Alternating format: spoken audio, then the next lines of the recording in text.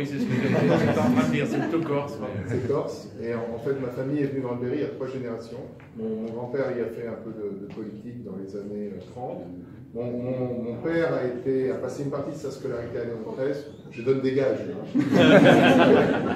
Et on a eu une exploitation, on avait une propriété à côté de Châteauroux, on a aujourd'hui une propriété agricole et forestière à côté de Bouges-le-Château, ceux qui connaissent. J'ai eu la chance d'être conseiller municipal pendant 2 mandats dans le petit village de Bouges-le-Château. Dans ma circonscription. Le maire étant François Gerbeau, que je pense qu'un certain nombre d'entre vous ont bien connu. Donc on est c'est peut-être la première raison pour laquelle Nicolas Bénédicte m'a demandé de parler devant vous, on est effectivement très attaché, mon père était extrêmement attaché à sa terre du Berry, et on est plutôt agriculteur au Berry. Alors on a Sisley, qui était donc, comme Nicolas l'a dit, une entreprise qu'on a créée en 1975, enfin moi j'avais 11 ans, mais mes parents ont créé, et qui s'est beaucoup développée, qui aujourd'hui est une entreprise familiale mais internationale. On est dans près de 100 pays. C'est la cosmétique française, vous savez, on reste le leader mondial, et à l'intérieur de cette cosmétique française, Sisley est une des belles marques. On fabrique, pas dans le Berry, mais en bordure du Berry, puisque notre usine de production, nous fabriquons tout en France, notre usine de production est à Blois. C'est peut-être la deuxième raison pour laquelle tu m'as demandé de venir, c'est qu'effectivement, il y a une entreprise implantée dans les territoires. Notre siège social est à Paris, parce que c'est une entreprise internationale et qu'on a des clients qui viennent du monde entier, mais notre production est à Blois, dans les territoires. On a racheté un site qui était en liquidation en 2003, 47 personnes. Aujourd'hui, c'est une usine ultramoderne de cosmétiques, près de 300 personnes. Donc c'est une vraie satisfaction. Il y a une troisième raison qui est l'engagement, je pense, à parler devant vous, qui est l'engagement qu'on a eu justement pour défendre ces entreprises des territoires. L'histoire est simple. En 1995, quelques chefs d'entreprise autour d'Yvon Gattaz se rendent compte que en fait, toutes ces entreprises moyennes grandes des territoires sont en train de se vendre, qu'elles sont bloquées dans leur transmission, qu'elles sont assez impactées par un environnement concurrentiel qui est assez négatif, et qu'on subit une véritable hémorragie. En 1980, on a autant d'entreprises moyennes grandes que l'Allemagne, et au début des années 2000, on en a 2,5 fois moins. Voilà. Et ça, c'est une chose dont on ne parle jamais, dont on n'a pas parlé, qui a été sans doute l'un des grands drames de la France. En France, on a des équipes qui sont super quand elles travaillent dans un bon environnement, on est des créateurs, on a des grands scientifiques, on a des bons équipements, on est mieux placé que par exemple l'Allemagne, on est plus ouvert sur les océans, à l'étranger on est apprécié, les Français ont un bon contact quand ils travaillent à l'étranger. Il n'y a aucune raison objective qu'on fasse moins bien que nos voisins, et l'une des grandes hémorragies, ça a été justement ce blocage de ces entreprises, qui touchait beaucoup les territoires, parce que beaucoup d'entre elles ne sont justement pas en Île-de-France, et sont dans tous les territoires français. Vous savez, ce que les Allemands appellent le Mittelstand. Donc on s'est organisé, on a créé une organisation qui aujourd'hui s'appelle le METI, et on s'est battu d'abord pour débloquer les transmissions d'entreprise. Ce combat dure toujours, Nicolas, tu le soutiens. L'idée étant de ne pas impacter les entreprises à la transmission, et qu'elles ne se vendent pas au moment de la transmission quand elles peuvent encore se continuer. Ce n'est pas une transmission automatique complète d'ailleurs, hein, mais qu'on ne vende pas pour des raisons fiscales.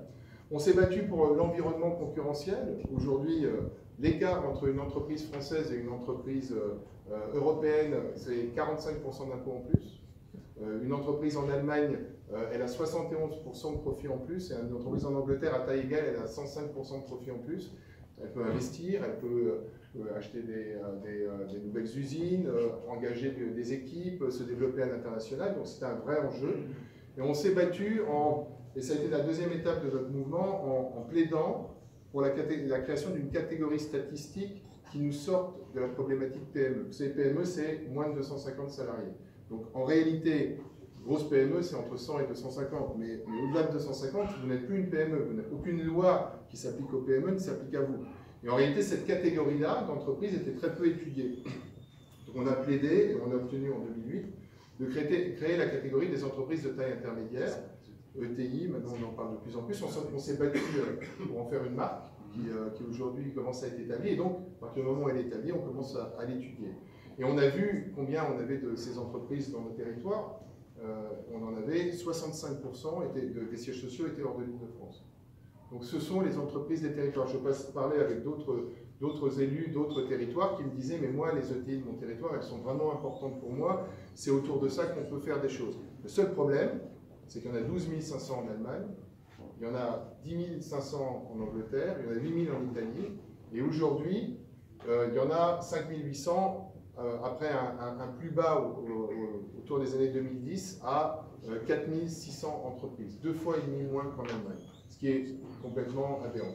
Et là, effectivement, on rejoint tout notre combat pour les territoires, c'est-à-dire que ce combat pour le Made in France, ce combat pour avoir un plus grand nombre d'entreprises dans le Berry, ce combat c'est aussi, c'est un combat de software, c'est-à-dire l'organisation des clubs, etc. Mais il faut aussi le hardware, c'est-à-dire il faut avoir une situation concurrentielle, il faut pouvoir se développer dans le temps, il faut porter, ça a été tout le sens de notre combat, cette idée du long terme, cette idée des bâtisseurs, cette idée de construire, si on le peut, c'est pas toujours possible, mais de construire dans le temps.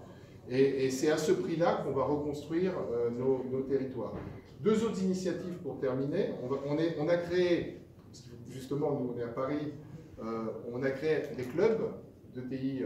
Alors on a des ETI, on a des grosses PME qui adhèrent aussi à notre club, des clubs d'ETI dans les régions. La première a été à Bordeaux. On essaye d'en ouvrir une aussi dans le centre l'année prochaine.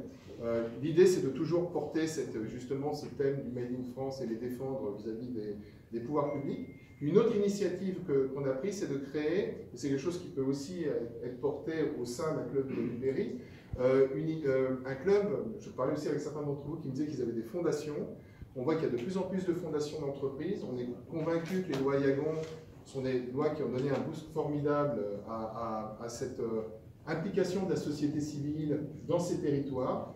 On s'est dit que, et ça pourrait aussi être fait à l'intérieur du club du Berry, de créer une connexion entre ces fondations, qu'elles partagent ensemble leurs best practices, qu'elles échangent sur les causes qu'elles soutiennent. C'est peut-être aussi qu'elles éventuellement supportent des projets à plusieurs, quand c'est des projets qui sont un peu importants. C'est quelque chose qui peut être intéressant. Donc voilà, je vous livre aussi l'idée. En tout cas, nous, Sisley, on l'a construit comme une marque. Le fait d'être aujourd'hui une marque mondiale nous protège. Il faut de la même manière construire le Berry comme une marque. Et si on arrive à le construire comme une marque, je pense qu'effectivement, on va avoir des résultats et on va développer son attractivité. Merci.